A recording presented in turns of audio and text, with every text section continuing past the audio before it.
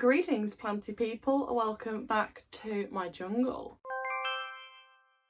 So today's video is a little bit more of a different approach. So in the past I have done a houseplant wish list. I've also done an anti-wish list to kind of show you my planty tastes and what I maybe plan on getting in the future. Today I thought I would do a bit of a different spin on it. So these are plants that are very unrealistic for me to obtain, whether it be price tag. It's probably mostly going to be price tag because some are very expensive, attainability, so they're quite hard to get, maybe just a mixture of the two, to be honest with you. And I don't really want to be spending that much on a plant. It's too much pressure and I don't have the money. So my list will go from most realistic, which is still unrealistic, to probably not in this lifetime, to be honest with you. So let me know in the comment spots on your unrealistic plant wish list and let's get started. So the first one on my list is the Monstera aurea. Well, deliciosa specifically. I do have the elbow and I do have the constellation, Thai constellation. My brain's not working. I just can't seem to find a Monstera deliciosa aurea anywhere. And if I do, it's just really expensive. So if I ever come across like a baby one or a cutting for a reasonable price, I probably will go for it. But the only thing is, which is why it makes it also very unrealistic, is my elbow over there. It's taking a lot of room. It's suddenly got twice the size it was. So I'm obviously doing something right, but I'm quite literally running out of room. There is only so much ceiling space in here. As you can tell, there's like a slant. So I'm gonna have to reshuffle all my plants. Don't know how it's gonna go. Might need to get rid of some, but it is how it is. So let me know if you have a Monstera deliciosa aurea and where you've got it, how it grows for you, price. I do love them. I don't usually go for yellow variegation, but that's one of the ones that I actually really love. Speaking of yellow variegation, the next one on my list is the Philodendron Florida Beauty. It's been on my wish list for quite a long time now. They can go for quite a lot of money and not everywhere sells them, so you have to go to like a specialist seller that sells more of the rarer plants. But my friend Alina, little houseplant lover, she actually has saved me a cutting of hers and it's currently rooting with her somewhere. Very excited for that one, but obviously I know some philodendron can take a long time to root, so I'm not too worried. But I have wanted one of these for the longest time. The patterns on them are just unbelievable. I just love the kind of like swirly, kind of dreamy, soft, all the adjectives. I just love the patterns basically, and they're just too expensive for me to buy a whole plant at the moment. I have a couple Florida ghosts. One's a baby, one I got from the swap, and they're doing okay. So that's kind of the closest I have to said plant. So the next one is actually the variegated version of this one here.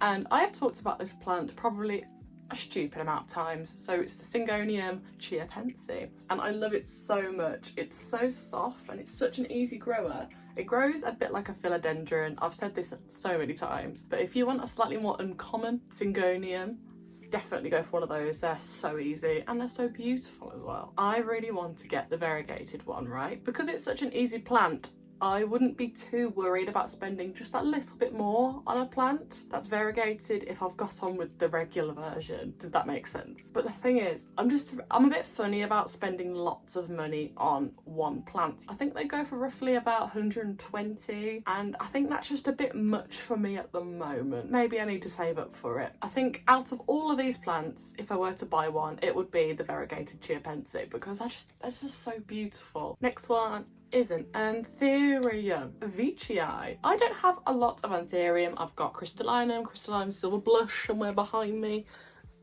There you are.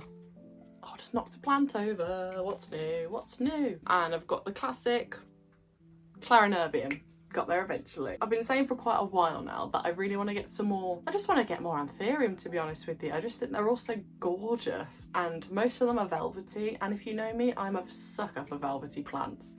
Hence, most of these being velvety behind me. The reason why I haven't got one of these yet is because I'm not that well versed in Anthurium yet, so I'm just kind of waiting for the right time, establishing how I find them. And so far I found them actually okay, surprisingly easier than I thought they would be. But the price tag I am not a big fan of, and I've heard they don't travel the best because they're quite thin, but I love its little ripples. It looks like it's got abs, like it's been at the gym.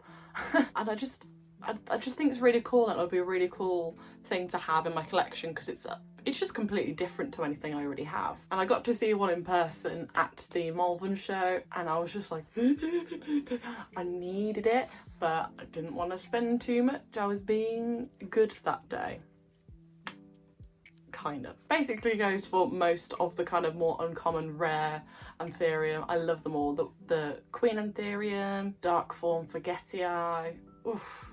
Gorgeous. Let me know if you've got any recommendations for some more uncommon Anthurium that don't cost too much, please, because I'd very much appreciate it. Okay, so next one is the Philodendron Caramel Marble. This variegation is a colour that I've never seen before, and I just think it's so unique. I think it's the variegated version of the Jungle Buggy. I did used to have one. I have seen this one. I think I saw it on Kaylee Ellen's channel, the Rare Plant Shop, and I was just, as soon as I saw it, I was like, ooh. I've never seen any variegation like that before.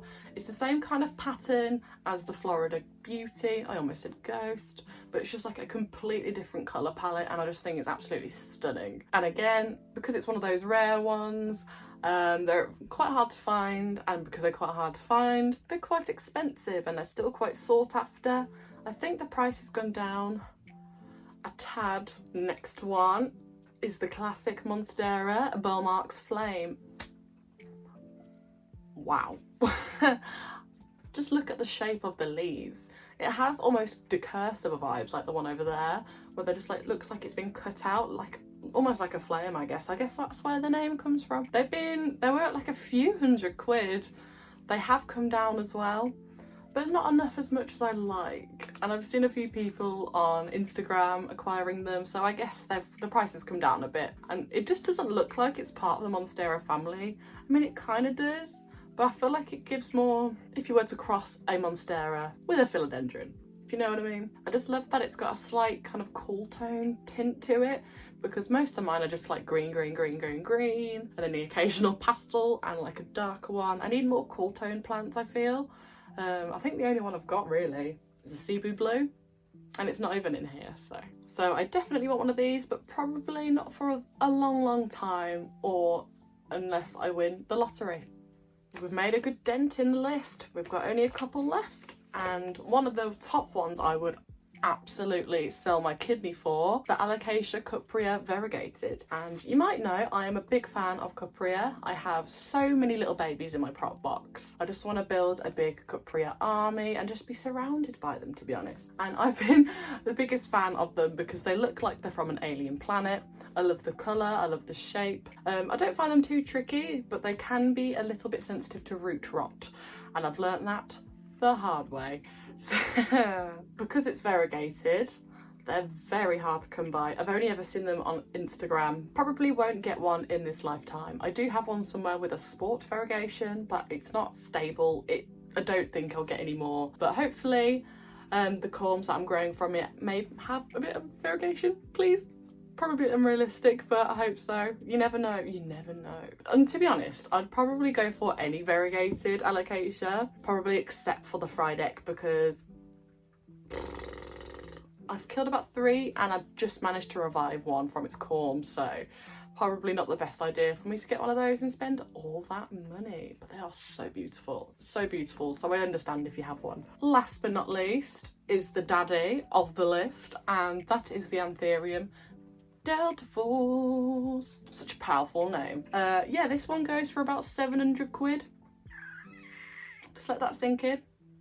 So I probably will never ever be getting this one in this lifetime, or the next one, or the next one, or the next one, or the next one. Like I said earlier, I really want to expand my Anthurium collection, but this is one that'll probably never in a million years be on my list. Every time I see it, I'm like, obsessed with the shape. It's like a heart almost, but it just looks so powerful, and it has those lovely like undulating sides. Just Chef's kiss. There's nothing more I can really say about it, is the fact that I just absolutely love it, but I can't afford it. So let me know what's on your unrealistic wish list. I would love to know.